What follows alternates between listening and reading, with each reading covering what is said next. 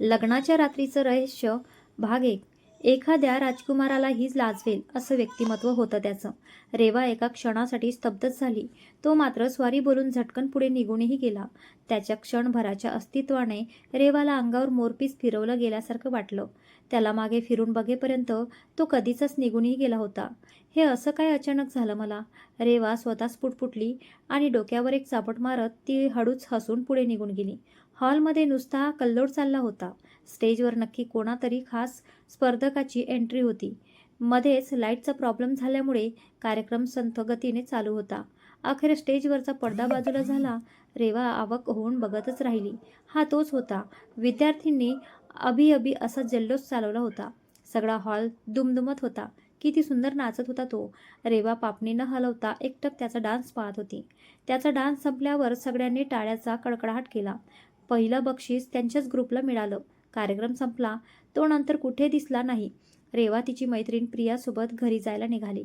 प्रिया अतिशय बोलघेवडी होती. कॉलेजमध्ये कुठे काय कोणाचं चाललंय याची तिला बरोबर माहिती असायची. रेवा बराच वेळ चुळबुळत होती. विचारावं का हिला त्या नवीन मुलाबद्दल? पण ही काय विचार करेल? आपण असं एखाद्या मुलाबद्दल विचारलं तर? प्रियाने ते बरोबर हेरलं. काय मॅडम, काय विचारायचं आहे ते विचारून टाका एकदा. नाही ग, तसं काही नाही, रेवा पटकन बोलली. काही नाही तर इतकी अस्वस्थ का तू? तुला नक्की काहीतरी विचारायचं आहे. काही झालंय का? प्रियाने विचारलं. रेवा सगळा धीर एकटवून म्हणाली.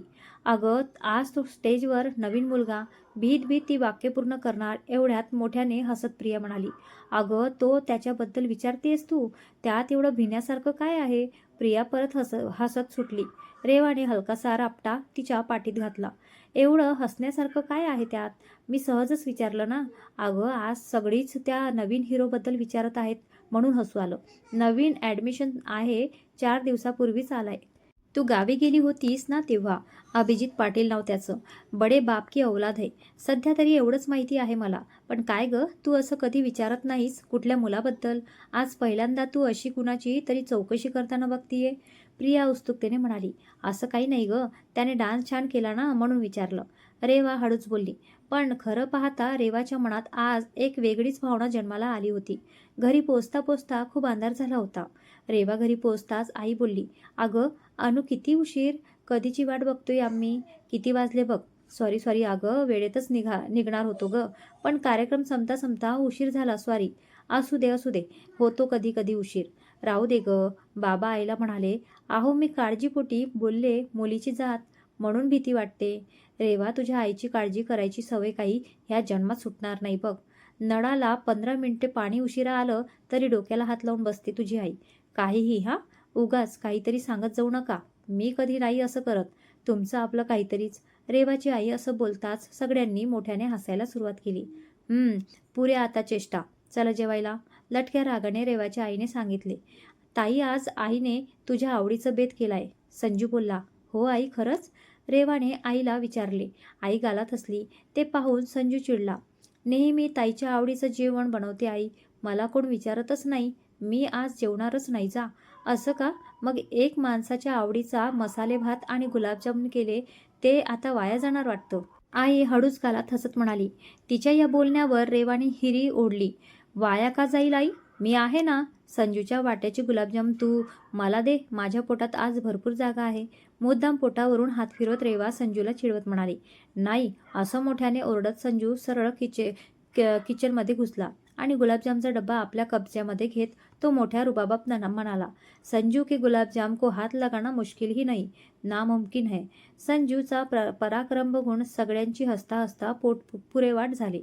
आईने रेवाच्या आवडीची मिसळपाव केली होती. सगळ्यांनी मस्तपैकी गप्पा मारत जेवण उरकवली. अंथरुणावर पडेपर्यंत बराच उशीर झाला होता. पण तरीही रेवाला डायरी लिहायचा मोह काही आवरता येईना. लहानपणापासून रेवाला डायरी लिहायला बाबांनी शिकवलं होतं. आज ही तिची ती सवय कायम होती. मनातल्या भावनांना शब्दात लपेटून कागदावर उतरवलं की तिला खूप हलकं झाल्यासारखं वाटायचं. आजपर्यंत त्या डायरीत कोणत्याच मुलाचा उल्लेख आला नव्हता. आज पहिल्यांदा त्या डायरीमध्ये एका अनोळखी व्यक्तीचा समावेश झाला होता. अभिजित. कोण, कुठला? काहीच माहिती नाही.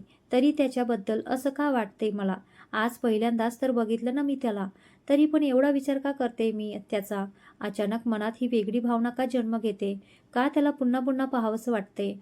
त्याचं व्यक्तिमत्व इतकं प्रभावशाली आहे का, की प्रत्येकाला त्याची भुरळ पडते? काहीच माहीत नाही, पण छान वाटला तो. रेवाने डायरी मिटली, पण डोक्यातले विचार काही थांबायला तयार नव्हते. किती मस्त दिसतो ना तो, अगदी राजबिंडा.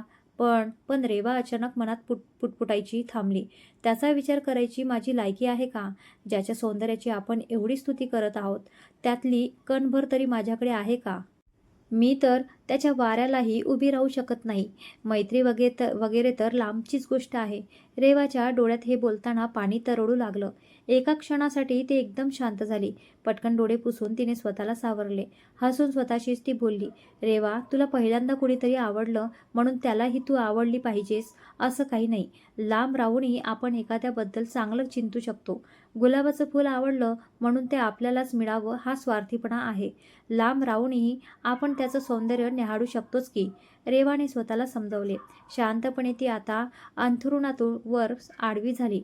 रेवाला कॉलेजमध्ये तो नेहमी दिसायचा, पण त्याच्याशी बोलण्याची हिंमत तिला कधीच झाली नाही. अभिजित सगळ्या बाबतीत पुढे होता. खूप कमी दिवसात तो कॉलेजमध्ये सगळ्यांचा आवडता झाला होता. सगळ्या मुली त्याच्या मागे पुढे करायच्या. धनंजय पाटील आणि प्रतिभा पाटील यांचा एकुलता एक मुलगा होता तो. धनंजय पाटील यांची वडिलोपार्जित संपत्ती फार होती. गावी काजू कारखाने, शेती, जमीन, जुमला कशाची कमी नव्हतीच. शहरातील मोठ्या एरियामध्ये त्यांची कपड्यांची 3 मोठी दुकाने होती.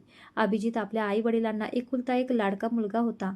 दिसायला अतिशय देखणा असणारा अभिजित मुलीमध्ये प्रमाणापेक्षा जास्त प्रिय होता. हसमुख चेहऱ्याचा तो कुणालाही आवडावा असाच होता. पण रेवती त्याची खास मैत्रीण होती. खासपेक्षाही बहुतेक जास्त. प्रियाकडून तिला हे कळलं होतं. रेवाला ज्युनियर होती. छान दिसायची ती, एखाद्या अप्सरेसारखी. अभिजित आणि रेवती नेहमी एकमेकांना सोबत असायचे. सगळं कॉलेजच्या त्या दोघांना कपलच म्हणून ओळखायचो. पण रेवाला कधीच वाईट वाटलं नाही ह्या गोष्टीचं. तिला माहीत होतं की काहीही झालं तरी ती अभिजितची बरोबरी नाही करू शकत. स्वभाव कितीही चांगला असला तरी तिची फक्त एवढीच इच्छा होती की त्याची मैत्री तिच्या नशिबात यावी. कधीतरी त्याने 4 शब्द तिच्याशी हसून बोलावे. त्याच्या आयुष्यात त्याने खूप खुश राहावे. कारण त्याला खुश बघून का कोण जाणे तिला एक वेगळंच समाधान मिळत होतं.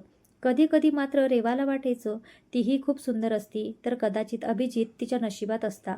पण फक्त सुंदर असणंच मुलीसाठी महत्त्वाचं असतं का? पण नंतर ती स्वतःलाच समजवण्याची, ठीक आहे रेवा, तो कोणासोबतही असो, पण खुश आहे हेच खूप छान आहे. आणि आपण खूप सुंदर नसलो म्हणून काय झालं? आपल्या आईबाबासाठी आपण सुंदर आहोत हेच भरपूर आहे आपल्यासाठी. आपल्याला आपलं प्रेम मिळालंच पाहिजे असं नाही ना. लांब राहूनही आपण त्याच्यावर प्रेम करू शकतोच की. भले तो एकतर्फी का असेना, त्याला त्याचा त्रास नाही झाला पाहिजे म्हणजे झालं. त्याच्या स्वप्नावर आपला अधिकार नाही, पण आपण आपल्या स्वप्नात तरी त्याला बघू शकतोच ना. रेवा हल्ली रोज रात्री झोपताना अभिजित विषयी थोडं तरी लिहायची. तो तिचा नित्यक्रम झाला होता. आपल्या भावना ती कोणाकडे व्यक्त करू शकत नव्हती म्हणून डायरीत प्रत्येक शब्द न शब्द उतरवत होती. हल्ली रेवाला वेगळंच स्वप्न पडायचं. मोठ्याशा हिरव्यागार डोंगरावर तो शुभ्र पोशाखात तिची वाट पाहत असलेला तिला दिसायचा आणि ती स्वतः येऊन त्याच्या बाहुपाशात विलीन झालेली असायची. किती प्रेमाने त्याने तिला जवळ घेतलेलं होतं. असं होणं कसं शक्य आहे? रेवा स्वतःशीच पुटपुटायची. नाही, असं कधी नाही होणार. उगाच भलत्याच भ्रमात राहायला नको. त्या दिवशी रविवार होता. मामा येणार होते म्हणून आईने श्रीखंड पुरी करायची ठरवली होती. बाबांनी आधीच श्रीखंड आणून ठेवलं होतं, पण संजूने कधी अर्धा डब्बा फस्त केला हे आईलाही कळालं नाही. ऐन वेळेला रेवाला मार्केटमध्ये जाणं भाग पडलं. रेवा श्रीखंड आणि इतर बारीक सारीक सामान घेऊन घरी परतत असताना एका रेस्टॉरंटच्या बाहेर तिला अचानक अभिजित दिसला. नकळत तिचे पाय तिथेच थांबले. पण तो आज रोजच्या सारखा दिसत नव्हता. त्याला काहीतरी होत होतं बहुतेक. त्याच्या चेहऱ्यावरचे हावभाव रेवाला काहीतरी वेगळंच सांगत होते. काय होतंय ह्याला? हा असा का करतोय? आणि हा एकटाच आहे का? रेवा स्वतःशीच पुटपुटली. तिला त्याची काळजी वाटू लागली. तेवढ्यात तिथे रेवती आली. अरे अभि, काय होतंय तुला? तू असा अचानक बाहेर का आलास? अरे बोल ना. रेवा पुन्हा पुन्हा त्याला विचारू लागली. लांबून रेवा हे सगळं पाहत होती. अभिजित कासावीस होत होता. अचानक त्याला भडाभड उलट्या सुरू झाल्या. रेवती जवळच उभी होती. तिच्या ड्रेसवर ते उडालं हे बघून ती मोठ्याने किंचाळली. अरे अभि, हे काय? सगळा ड्रेस खराब झाला ना माझा. बघून करायचं ना. शी. अभिजित थाप टाकत बोलला. मला कसं तरी होते अगं. तू प्लीज हॉस्पिटलमध्ये चल. त्याने कसं तरी आपलं वाक्य पूर्ण केलं. ओके ओके, पण प्लीज मी आधी आत जाऊन माझा ड्रेस साफ करून येते. 2 मिनिटात. खूप घाण वास येतोय रे. मी लगेच येते. आपण हॉस्पिटलमध्ये जाऊ. तू तोपर्यंत बस इथे. मी आलेच हां. तो काही बोलायच्या आत ती रेस्टॉरंटमध्ये पळाली. रेवा हे लांबून सगळं बघत होती. अशी काय ही मुलगी? त्याला एकट्याला सोडून आत कशाला गेली? तिला काहीच समजेना. बराच वेळ झाला तरी रेवती बाहेर येत नव्हती. आजूबाजूची लोक जमा होऊ लागली होती. रेवाला आता धीर धरवेना. त्याला अशा अवस्थेत बघणं तिला सहन होईना. मागचा पुढचा विचार न करता ती धावत अभिजित जवळ गेली. अभिजितची शुद्ध हरपत चालली होती. ती त्यांच्याजवळ बसली. त्याचं डोकं अलगद तिने आपल्या मांडीवर घेतलं. ती त्याला हाका मारू लागली. अभिजित, अभिजित. जमा झालेली लोक रेवाला बोलू लागली. अहो मॅडम, फक्त बसून काही होणार नाही. त्यांना हॉस्पिटलमध्ये न्यावं लागेल. तुम्ही ताबडतोब त्यांना दवाखान्यात न्या. रेवाला काय करावं कळेना. रेवती तर आत गेलेली तिने पाहिलं होतं. मी एकटी कसा निर्णय घेऊ? पण अभिजितला ती असंच सोडू शकत नव्हती. रेवतीला नंतर काय ते सांगता येईल. अगोदर अभिजितला दवाखान्यात नेणं गरजेचं आहे. तिने मनाशी ठरवलं. लोकांच्या मदतीने तिने ताबडतोब टॅक्सी बोलावली. अभिजितला घेऊन ती टॅक्सीमध्ये बसली. अभिजितला पुन्हा उलट्या झाल्या. रेवाचा ड्रेस पूर्णपणे ओला झाला. तिने बॅगमधून रुमाल काढून त्याचं तोंड पुसलं. ती पुन्हा पुन्हा त्याला जाग ठेवण्याचा प्रयत्न करत होती. तिच्या डोळ्यात पाणी तरळत होतं. मनातून ती सारखी देवाचा धापा करत होती.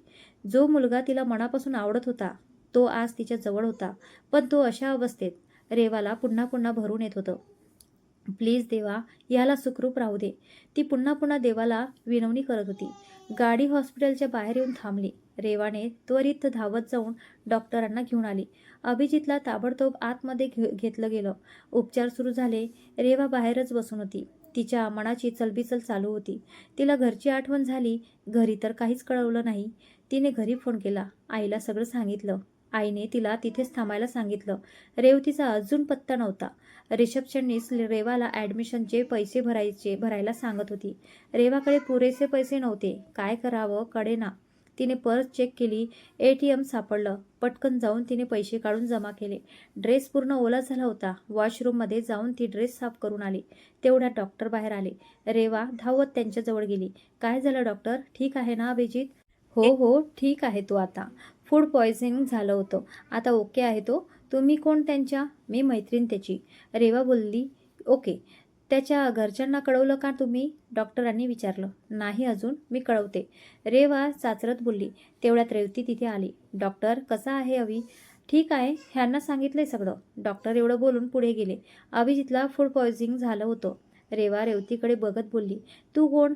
रेवतीने एक जडजडीत कटाक्ष रेवाकडे टाकत विचारलं. मला न सांगता तू अभिला इथे कशी घेऊन आलीस? How dare you? सॉरी, पण त्याची स्थिती खूप बिघडत चालली होती. तू ही कुठे दिसत नव्हतीस, म्हणून मी इथे घेऊन आले. मी ओळखते तुम्हा दोघांना. मी तुमच्याच कॉलेजमध्ये आहे. रेवाने आपलं स्पष्टीकरण दिलं. म्हणून काय झालं? न सांगता काहीही करशील का? सॉरी. रेवा पुन्हा बोलली. डॉक्टरांनी त्यांच्या घरच्यांना बोलावून घ्यायला सांगितलंय. रेवा भीतभीत बोलली. ते मी करते सगळं. तू निघ आता. रेवती रागाने बोलली. मी एकदा बघून येऊ का त्याला? रेवा जाता जाताना राहून बोलली. व्हॉट? तुला एकदा सांगितलेलं कळत नाही का? साईड गो. पैसे हवे आहेत का तुला त्याला इथे आणल्याबद्दल? तुझ्यासारखी मिडल क्लास माणसे कधी सुधारणार नाहीत. रेवतीने पर्समध्ये हात घालत म्हटलं. रेवाच्या डोळ्यात टचकन पाणी आलं. नको नको, पैसे नको आहेत मला. खरंच नको. मी निघते. रेवाचा ऊर भरून आला होता. तिला फक्त एकदा त्याला बघायचं होतं, पण कदाचित तिच्या ते नशिबात नव्हतंच. तशीच डोळे पुसत ती हॉस्पिटलच्या बाहेर पडली आणि घरी जायला वळली. अभिजितची बातमी कळताच त्याचे आई बाबा धावत हॉस्पिटलमध्ये आले. तोपर्यंत अभिजितला शुद्ध आली होती. तो शुद्धीवर आल्या आल्या अभिजितच्या आईने प्रश्नांची सरबत्ती सुरू केली. अरे अभि, काय झालं हे सगळं? अशी कशी अचानक तुझी तब्येत बिघडली?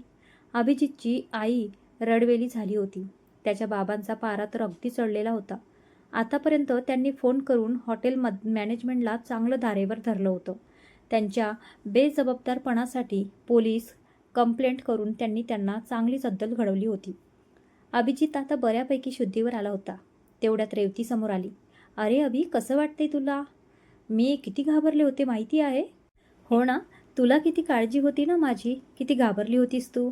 मी तुझ्या ड्रेसवर उलटी केल्याने तुझा ड्रेस खराब झाला म्हणून तुला काळजी वाटत होती. तुझ्या ड्रेसची, माझी नाही. म्हणून तर मला त्या अवस्थेत टाकून तू अगोदर तुझा ड्रेस साफ करायला बाथरूममध्ये पडालीस. काय बरोबर बोलतोय ना मी? अभिजितचं असं तिरकस बोलणं ऐकून रेवतीला काय बोलावं तेच सुचेना.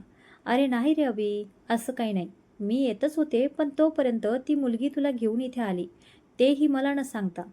मग काय तू सजून धवतून केव्हा येतेस याची वाट पाहायला हवी होती तिने. अभिजित रागाने बोलला. अभिजितची आई मध्येच बोलली. जाऊ दे अभि, शांत राहा. तुझी तब्येत बरी नाही ना, तू जास्त बोलू नकोस. तू बरा आहेस हेच माझ्यासाठी खूप आहे. देव त्या मुलीचं भलं करो. अरे पण रेवतीला कसं काही नाही झालं मग? ती पण तुझ्या बरोबर होती ना? मी फक्त ज्यूस घेतलं होतं आंटी. अभिला बहुतेक चायनीजमधून फूड पॉयझन झालं असावं. रेवती पुन्हा अभिजितशी बोलण्याचा प्रयत्न करू लागली. पण अभिजितने मान फिरवली. त्याच्या मनातून ती साफ उतरली होती. वाईट वेळ आली की माणसाचं खरं रूप कळतं. तो मनात म्हणाला, जिला बेस्ट फ्रेंड म्हणून मी आजपर्यंत मिरवत होतो, तिने ऐन वेळेला तिचा खरा रंग दाखवला.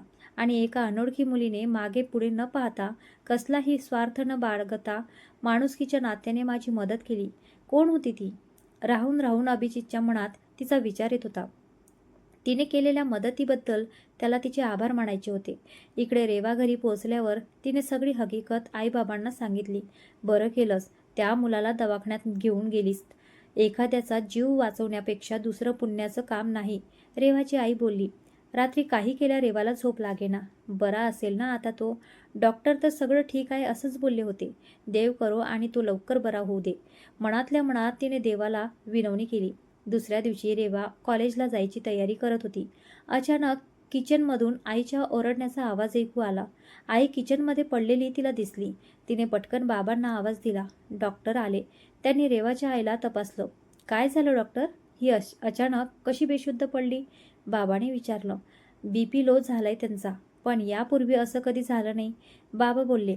तुम्ही त्यांचा रेग्युलर चेकअप कधी केला नव्हता? बरीच वर्ष झाली आता, चेकअप वगैरे काही केला नाही. कधी सर्दी खोकला झाला तरी इथे जवळच डॉक्टरना दाखवतो. तुमच्या मिसेसना बीपीचा त्रास आहे.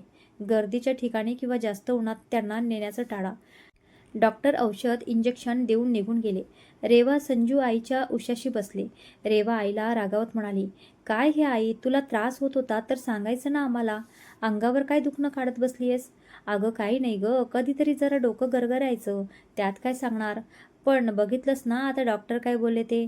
अगं तुला काही झालं तर आम्ही सगळ्यांनी काय करायचे? बाबाचे डोळे भरून आले होते. काही होणार नाही हो मला, तुम्ही नका काळजी करू. पुढचे 8 दिवस आईला आराम भेटावा म्हणून रेवा कॉलेजमध्ये गेली नाही. इकडे अभिजित बरा होऊन घरी आला होता.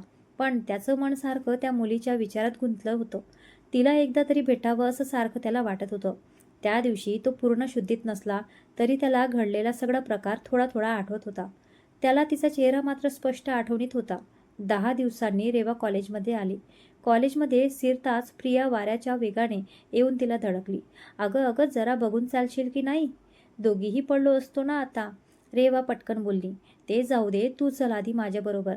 तुझं कॉम्पिटिशनमध्ये नाव दिलंय मी. कॉम्पिटिशन? कसलं कॉम्पिटिशन? रेवा आवाक होऊन म्हणाली.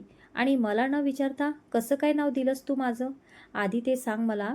अगं गायन कॉम्पिटिशनसाठी तुला विचारायची काय गरज? ते तर दरवर्षी तू जिंकतेस ना. आणि विचारायला तू गेली किती दिवस कॉलेजला येत तरी होतीस का? प्रिया आपली बाजू पटकन मांडून मोकळी झाली. अगं पण आता पण नाही ना, बिन नाही, तू चल पटकन. प्रिया रेवाला ओढत हॉलमध्ये घेऊन गेली. इकडे अभिबरा होऊन नुकताच 2 दिवसांपूर्वी कॉलेजला जॉईन झाला होता. कॅन्टीनमध्ये कॉफी घेत असलेल्या अभिजितच्या कानावर अचानक मंत्रमुग्ध करणारा आवाज ऐकू आला.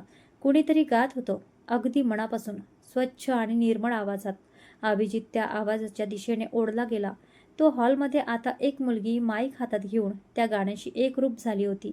हे चांद आणि फुलांनी सिंपती रात्र आपली, धरती प्रकाश वेळी ओल्या दवात न्याली. अभिजित एकटक बघतच राहिला. त्या आवाजाने जणू त्याला एका जागी खिळवून ठेवलं होतं. त्याने त्या मुलीकडे बरकाईने पाहिलं. तो पुन्हा पुन्हा तिला बघू लागला. हीच तीच आहे का?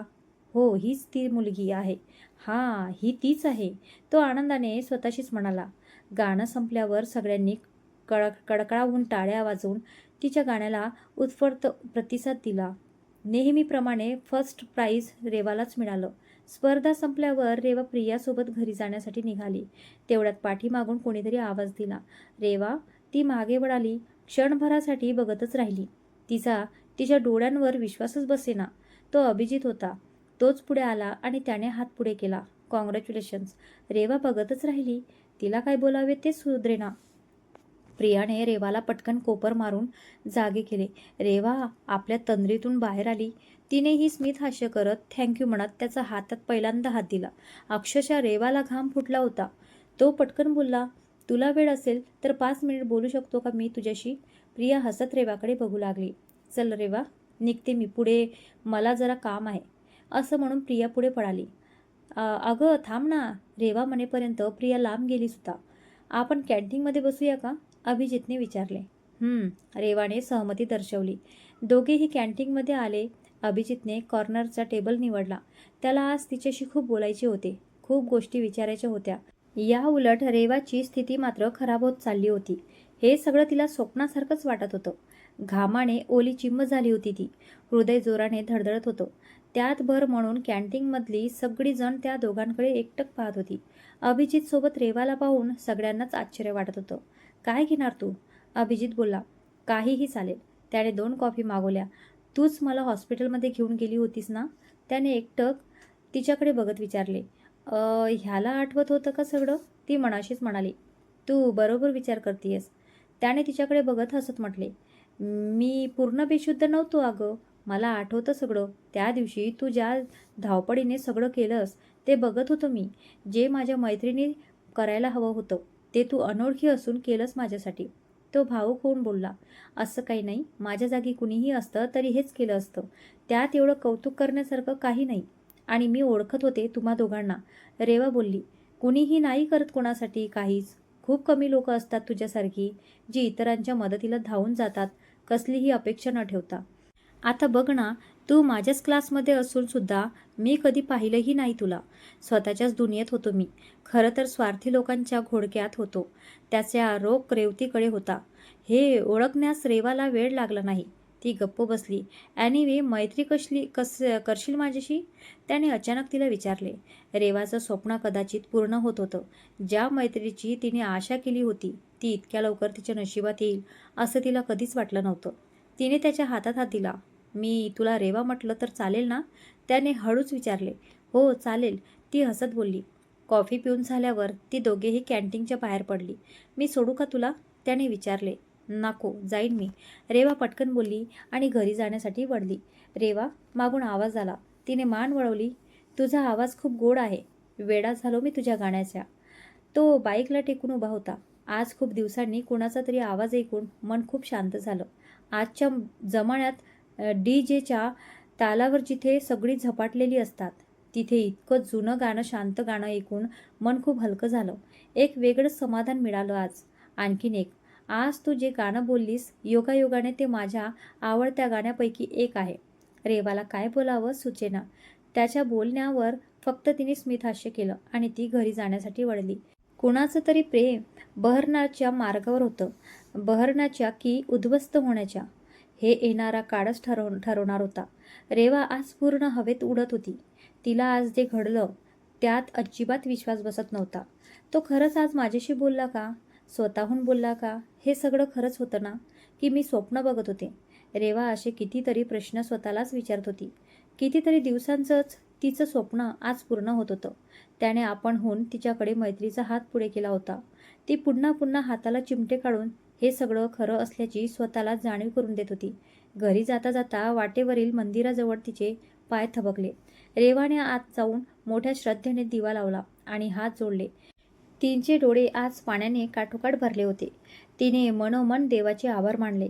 देवा, अभिजितच्या रूपाने जी मैत्री माझ्या आयुष्यात आले ती कायम अशीच राहू दे. मी या व्यतिरिक्त तुझ्याकडे काहीही मागत नाही. तो नेहमी सुखात राहू दे. एक चांगली मैत्रीण म्हणून त्याने माझी आठवण देऊ देते. माझ्यासाठी यापेक्षा मोठं काही नाही. त्याचा हात हातात घेण्या इतपत मी त्याच्या बरोबरीचीही नाही हे मला माहीत आहे. पण कधीतरी त्याला माझी गरज असताना आपलेपणाने त्याच्या खांद्यावर हात ठेवता येईल इतकी जवळीक आमच्यात असू दे बस. रेवा हे सगळं बोलताना कुणीतरी मंदिराच्या मागून तिचं हे सगळं बोलणं ऐकत होतं. तिला मात्र याची जराही भणक नव्हती. पाया पडून ती घरी जाण्यासाठी निघाली. एवढ्यात झपकन कुणीतरी येऊन रेवाने लावलेल्या दिव्यांवर फिंकर मारली. आजकाल अभिजित पूर्ण बदलला होता. आपला ग्रुप सोडून आता तो सगळ्यांच्यात मिसळत होता. खास करून रेवाशी त्याचं बोलणं जरा जास्तच वाढलं होतं. प्रिया आपल्या मैत्रिणीला खुश बघून खुश होती, तर दुसरीकडे अभिजित रेवतीशी बोलणं टाळत असल्यामुळे रेवती मात्र आग ओकत होती. अभिजित कॉलेजमध्ये आल्यावर एकदा तरी रेवाला हाय हॅलो करायचाच. पहिला बावरणारी रेवा आता मात्र अभिजितशी बोलताना खुलू लागली होती. पण तरीही ती अभिजितशी एक अंतर ठेवूनच वागत होती. तिला नसत्या भ्रमात राहायचं नव्हतं. प्रेमाच्या आशेपोटी तिच्या नशिबात आलेली त्याची मैत्री तिला गमवायची नव्हती. तिला स्वतःला मनापासून वाटायचं की त्याची लाईफ पार्टनर त्याला अगदी साजेशीच असली पाहिजे. त्याच्या बरोबरीची, तालामोलाची, अगदी जापानी डॉलसारखी.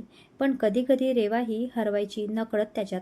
तो समोर असला की बेधुंद व्हायचं तिला. त्याच्यात अशी काही जादू होती की समोरचा आपोआप त्याच्याकडे खेचला जायचा. त्याचं वागणं, बोलणं, हसणं सगळंच इतकं मोहक होतं की विसरायला व्हायचं स्वतःला. पण तो रागावला की अगदी भीती वाटायची त्याची. त्याला आवर घालणं कठीण व्हायचं. आपल्या माणसाच्या बाबतीत खूप पजेसिव्ह होता तो. एकदा तर क्लासमध्ये लेक्चर चालू असताना अभिजित सरळ येऊन रेवाच्या बाजूला बसला. तो बाजूला बसला हे बघताच रेवा ताडकन उभी राहिली. अभिजितने आश्चर्याने तिच्या या रिॲक्शनकडे बघितले. आपण काहीतरी वेगळं वागलोय हे रेवाच्या लक्षात आलं. ती तशीच खाली बसली. अभिजित अगदी सहजतेने बसला होता, पण रेवाची मनस्थिती फार वेगळी होती. त्याचा आपल्या इतकं जवळ असणं रेवाला कसनंच होत होतं. त्याच्या हळूच होणारा स्पर्श तिच्या अंगात रोमॅन्स फुलवत होता. त्याच्या शरीराचा येणारा सुगंध तिला वेगळ्याच दुनियेत नेत होता. तिने तो लेक्चर कसा अटेंड केला हे तिलाच माहिती. अभिजितच्या आयुष्यात रेवा आता महत्त्वाची व्यक्ती होती. हल्ली बऱ्याचशा महिन्यापेक्षा सगळ्याच गोष्टी तो रेवाशी शेअर करू लागला होता. रेवाचा स्वभाव त्याला आवडू लागला होता. तिच्यासमोर तो अगदी मोकळा व्हायचा, भरभरून बोलायचा आणि ती शांतपणे त्याचं सगळं ऐकून घ्यायची. खूपशा गोष्टी आता बदलल्या होत्या. अभिजित कॉफी सोडून चहा पिऊ लागला होता. मॉल, रेस्टॉरंट सोडून आता साध्या माणसांमध्ये मिसळू लागला होता. रेवा त्याच्या आयुष्यातील एक महत्त्वाची व्यक्ती बनत चालली होती. पण कुणाला तरी हे सगळं बघवत नव्हतं. त्यांच्या मैत्रिणीला बाहेर येण्याआधीच कुणाला तरी ती उद्ध्वस्त करायची होती. हल्ली रेवाच्या आईची तब्येत थोडी वर खाली होत होती. रेवा अधूनमधूनच कॉलेजला जात होती. प्रियाकडून तो नोट्स घेऊन ती घरातच अभ्यास करत होती. त्या दिवशी सकाळीच उठल्या रेवाला भयंकर स्वप्न पडलं. घामाघूस झाली होती. काहीतरी वाईट घडणार असं राहून तिला वाटू लागलं. आज आईची तब्येतही फारशी बरी नसल्याने रेवाने कॉलेजला जाण्याचे टाळले. आईची औषधं आणण्यासाठी ती मार्केटमध्ये गेली. इकडे कॉलेजमध्ये भलताच मोठा राडा होऊन बसला होता. प्रिन्सिपल सरांच्या कॅबिनमध्ये कोणीतरी चिठ्ठी ठेवली होती अभिजितच्या विरोधात. त्या चिठ्ठीमध्ये अभिजितने एका मुलीचा प्रेमाने आमिष दाखवून शारीरिक गैरफायदा घेतला असे लिहिलेले होते. त्या मुलीने आपल्याला न्याय मिळावा असे चिठ्ठीत लिहिले होते. सगळ्यात मोठी गोष्ट म्हणजे चिठ्ठी लिहिणारी व्यक्ती म्हणून खाली रेवाचं नाव लिहिलं गेलं होतं. कॉलेजमध्ये ही बातमी वाऱ्यासारखी पसरली. अभिजितपर्यंत ही बातमी गेली तेव्हा त्याचा यावर अजिबात विश्वास बसेना. रेवा असं काही का लिहील? नाही, असं नाही होणार. तो स्वतःशीच पुटपुटला. प्रिन्सिपल सरांनी तातडीने अभिजितला कॅबिनमध्ये बोलावून घेतले. सगळे अभिजितकडे वेगळ्या नजरेनेच बघत होते. त्यांनी अभिजितला या बाबतीत जाब विचारला. अभिजितने आपण काही केले नसल्याचे सांगितलं आणि रेवा माझी मैत्रीण आहे, ती असं काही करू शकत नाही. पुन्हा अभिजितने रेवाची बाजू मांडत सरांना समजवण्याचा प्रयत्न केला. सरांनी त्याला टेबलवरची चिठ्ठी दाखवली. अभिजित ते वाचून आणि चिठ्ठीखाली खरंच रेवाचं नाव आहे हे पाहून काय करावं ते कळेना. त्याच्या पायाखालची जमीन सरकली. तरीही त्याचं मन त्यावर विश्वास ठेवायला तयार नव्हतं. सरांनी एका शिपायाला बोलावून घेतलं. अभिजित या शिपायाने त्या मुलीला स्वतः ही चिठ्ठी इथे ठेवताना पाहिलीये. सरांनी त्याला सांगितलंय. तो तसंच शिपाई पुढे येऊन म्हणाला, हो, ती मुलगी रेवाच होती. मी पाहिलं तिला सरांच्या कॅबिनमध्ये जाताना. ही चिठ्ठी रेवाने लिहिली? रेवाने? पण का? तिने असं का केलं? अभिजितच्या तळपायाची आग मस्तकात गेली. चेहरा लाल भडक झाला. प्रिया हे सगळं बघत होती. तिला माहिती होतं रेवा असं काही करणार नाही. पण मग तिच्या नावाची चिठ्ठी कोणी लिहिली?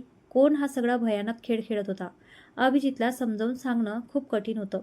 प्रिया रेवाला फोन लावून लावून दमली. ती तशीच तिच्या घरी जाण्यासाठी निघाली. इकडे अभिजित रागाने वेडा झाला होता.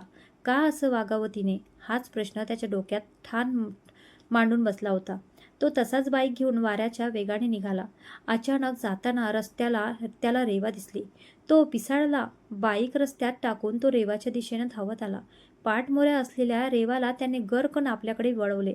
तिला काही समजवण्याच्या आत त्याने सटकन तिच्या कानाखाली ओढली. तिच्या तोंडातून रक्त येऊ लागले. अभिजित, ती किंचाळली. एक शब्द बोलायचं नाही. तोंडातून ब्र जरी काढलास ना तर याद राख. अभिजित तोंडातून आग ओकत होता. अरे पण झालंय तरी ते सांग ना. रेवा थरथरत्या ओठांनी त्याला म्हणाली. लाज वाटत नाही का ग तुला वर तोंड करून विचारायला? मी तुला प्रेमाचं आमिष दाखवलं. मी फायदा घेतला तुझा. कधी आणि कुठे? बोल ना. अभिजित मोठ्याने ओरडला. शी, लाज वाटते मला स्वतःची की मी तुझ्याशी मैत्री केली. किळस येते मला तुझी की तू इतक्या खालच्या थराला पण जाऊ शकतेस. तुझ्याशी 4 शब्द हसून काय बोललो, तू तर स्वतःला अप्सरा समजायला लागलीस. तुझ्यासारख्या मुलींना मी स्वतःच्या वाऱ्याला पण उभं करत नाही. चूक झाली माझी तुला ओळखण्यात.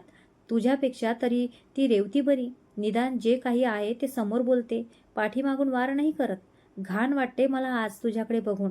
भविष्यात पुन्हा तुझं हे दरिद्री थोबाड मला दाखवू नकोस, समजलीस? तिला बोलायची संधी न देता तो रागाने जायला वळला. जाता जाता समोर उभ्या असलेल्या रेवाला त्याने जोराने समोरून बाजूला केलं म्हणण्यापेक्षा सरळ धक्का देऊन तो पुढे निघून गेला. रेवा रस्त्याकडेला असलेल्या चिखलात कोसळली. सगळी लोक रेवाकडे बघून कुजबुज करू लागली. त्यांच्या नजरा रेवाला अहस्य होऊ लागल्या. अभिजितच्या शब्दाने घायल झालेली रेवा पूर्णपणे खचली होती. कोणतीही चूक नसताना झालेले हे आरोप तिच्या वर्मी लागले. आज अभिजितने पुढचा मागचा काहीही विचार न करता तिच्या अब्रूचे धिंडवडे काढले होते. रेवा आज मेली, पूर्णपणे संपली. श्वास चालू असून सुद्धा ती आज निर्जीव देहाने, चिखलाने माखलेल्या अंगाने ती तशीच जड पावलांनी रस्त्याने चालू लागली. आज तिच्या अभिजितबद्दलच्या सगळ्या भावना जळून खाक झाल्या होत्या. एक बाग फुलण्या आधीच होरपळून गेली होती. एक घर सजण्याआधीच उद्ध्वस्त झालं होतं. रेवा आणि अभिजितच्या मैत्रीत विष कोणी पेरलं? हा फक्त गैरसमज होता की कोणाचं थंड डोक्याने आखलेलं षड्यंत्र? सत्य समोर आल्यावर अभिजितलाच स्वतःचा तिरस्कार वाटणार का? जाणून घेण्यासाठी पहा पुढचा भाग. हा भाग तुम्हाला आवडला असेल तर व्हिडिओला एक लाईक नक्की करा आणि अशाच हृदयस्पर्शी आणि सस्पेन्सने भरलेल्या कथा पाहण्यासाठी चॅनल सबस्क्राईब करा आणि बेल आयकॉन दाबायला विसरू नका. तुमचं एक सबस्क्राईब आम्हाला अशाच नवीन कथा घेऊन येण्याची प्रेरणा देतात.